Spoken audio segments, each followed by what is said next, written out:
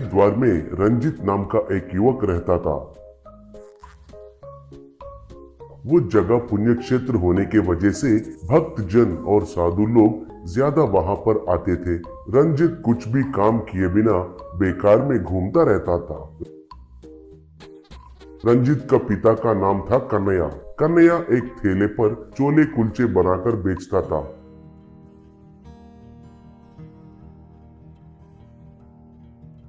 कन्हैया की बीवी भी उसको वहां पर मदद करती थी।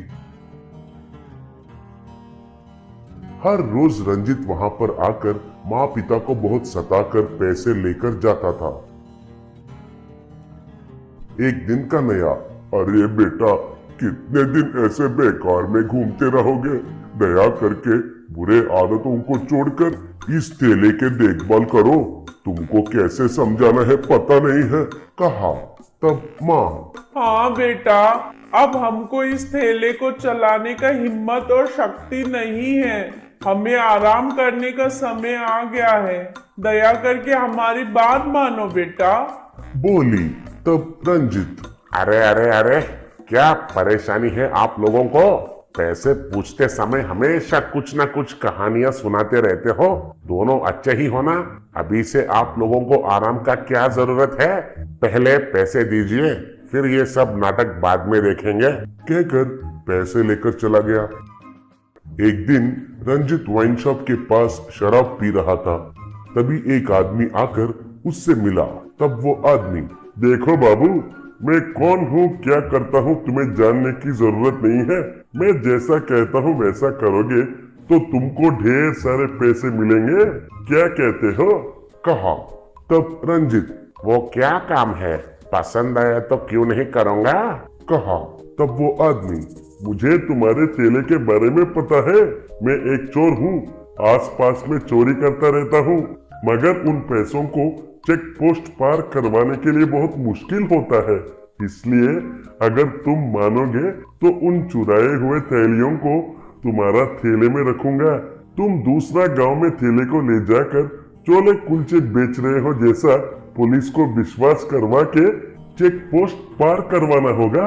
वहां पर हमारा आदमी तुम्हारे ठेले से थैलियों को ले जाएंगे। अगर वैसे करोगे तो मैं तुम्हें ढेर सारे पैसे दूंगा, कहा। वो बात सुनकर रंजित में आस पैदा हुआ। फिर घर जाकर रंजित, माँ, पिताजी, आप लोग आराम करना चाहिए कहकर पूछ रहे हैं ना? इसलिए अब से मैं सब बुरे आदतों को छोड़कर ठेले को चलाने के लिए सोच रहा हूँ। अब से ठेले के बारे में आप लोग भूल जाइए, मैं पूरा देख लूंगा, कहा। ये बात सुनकर दोनों माँ पिता बहुत खुश हुए। अगले दिन ठेले के पास एक चोर आकर एक थैली को रंजित के ठेले के नीचे रखकर चला गया। फिर रंजित ने ठेले को धकेलते हुए गांव के बाहर चेक पोस्ट के पास गया। तब वहां पर एसआई, ए बाबू, ये ठेले तो कन्हैया का है ना? उन्होंने बनाया हुआ छोले कुलचा हरिद्वार में बहुत मशहूर है। मैं भी वहां बहुत बार खाया है। मगर तुम कौन हो और कहाँ जा रहे हो, पूछा। तब रंजित, सर, मैं कन्हैया का बेटा हूँ। मेरा नाम रंजित है। माँ और पिताजी को आराम करने के लिए कहकर अब ठेले को मैं ही चला रहा हूँ। बाजू के गांव में मेला है सर, वहाँ ज्यादा व्यापार होगा सोचकर जा रहा हूँ सर, कहा। तब ऐसे, तुम तो लफंगे जैसे घूमते हो कहकर गांव में सब लोग कहते हैं। ठीक है, अब तो बदल गए हो ना, इस बात का बहुत खुशी है। जाओ जाओ, कहा। तब रंजित वहां से चला गया। फिर वहां पर दूसरा चोर को वो थैली देकर पैसे लिया। उतने सारे पैसे देखकर रंजित का होश उड़ गया। उन पैसों से खूब शराब पीकर बहुत मजा किया। वैसे हर रोज चोर का आना और थैली को ठेले के नीचे रखना। रंजित चेकपोस्ट के पास एसआई को कुछ न कुछ झूठ कहकर चेकपोस्ट पार करना, दूसरी तरफ एक और चोर को थैली देकर पैसे लेना और उन पैसों से मजा करना, ये सब लगातार चलता रहा।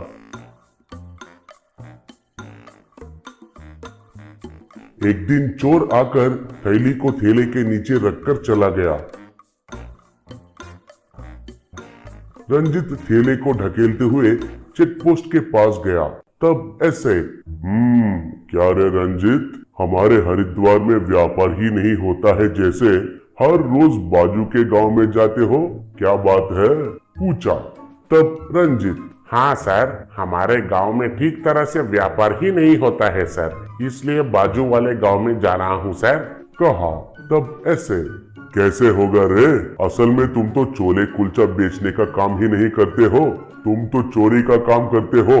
कहकर ठेले के नीचे रखा हुआ थैली को निकालकर खोला। उसमें से चुराए हुए पैसे, सोना, हीरे बाहर आए। वो देखकर रंजित डर गया। तब ऐसे, क्यों रे, शौक लगा है क्या? एक बार उधर देखो, डबल शौक लगेगा। कहा। फिर रंजित ने उस तरफ देखा तो पुलिस लोगों ने थैली देने वाला चोर को और उसको लेने वाला चोर को पकड़कर थे। फिर पुलिस ने रंजित को पकड़कर खूब पीटे। तब रंजित भी उन चोरों के साथ जेल में चला गया। जेल से रिहाई होने के बाद रंजित में बदलाव आया और छोले कुलचे के ठेले चलाते हुए ईमानदारी से जीने लगा।